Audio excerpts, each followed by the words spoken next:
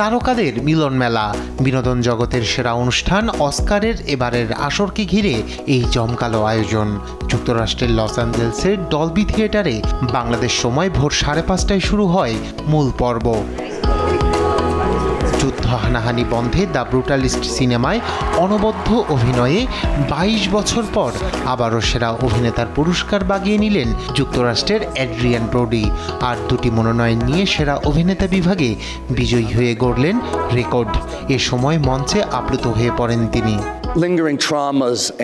যুদ্ধ, নিপীড়নের দীর্ঘস্থায়ী মানসিক যন্ত্রণা, ইহুদি বিদ্বেষ, বর্ণবাদ এবং অন্য বিষয়গুলোর প্রতিনিধিত্ব করতে আমি আবার এখানে এসেছি।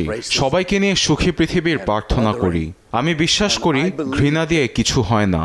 অতীত আমাদের এই শিক্ষাই দেয়। 97তম একাডেমিক অ্যাওয়ার্ডে মাত্র 25 বছর বয়সে সেরা অভিনেত্রী হিসেবে পুরস্কার জিতে নিয়েছেন মার্কিন অভিনেত্রী মাইকি ম্যাডিসন। আনোরা সিনেমায় অভিনয়ে এই পুরস্কার পান তিনি। নিম্নবিত্ত মানুষের জীবনের বাস্তবতা আর তাদের স্বপ্নের টানাপোড়েনের গল্প উঠে আসে এই সিনেমায়।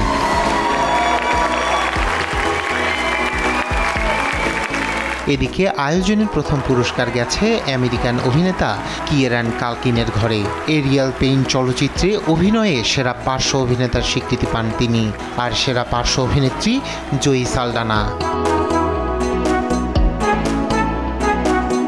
সেরা অ্যানিমেশন ছবি হিসেবে in the shadow of cypress feature animation হিসেবে পুরস্কার পেয়েছে ফ্লো।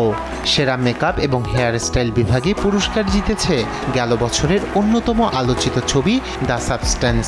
সেরা অ্যাডাপ্ট চিত্রনাট্য পুরস্কার পেয়েছে আলোচিত ছবি কনক্লেভ।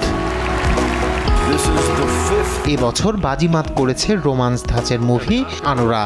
সেরা পরিচালক, অভিনেত্রী, চিত্রনাট্য সম্পাদনা সহ সেরা কস্টিউম ডিজাইনে 5টি বিভাগে অস্কার জিতে নিয়েছে শন বেকার পরিচালিত আনোরা। ইসরায়েলি সাংবাদিক জুবাল আব্রাহাম এবং ফিলিস্তিনি নির্মাতা রাবেল আদ্রার নির্মিত ফিলিস্তিনে ইসরায়েলি আগ্রাসনের তথ্যচিত্র নো আদার ল্যান্ড জিতে নিয়েছে অস্কার। প্রথমবারের মতো অস্কার সঞ্চালনা করেন মার্কিন টিভি ব্যক্তিত্ব কোনান ওব্রায়েন। মূল অনুষ্ঠান শুরুর আগে লাল গালিচায় আলো ছড়ান তারকারা। আমন্ত্রিত অতিথিদের অনুভূতি জানতে ডলবি থিয়েটারের বাহিরে রেড কার্পেট শো সঞ্চালনা করেন আমেরিকান নৃত্যশিল্পী অভিনেত্রী জুলিয়ান হাফ এবং জনপ্রিয় টেলিভিশন ব্যক্তিত্ব জেসি পামার। রায়হান কবির শুভ্র, নিউজ ডেস্ক, দেশ টিভি।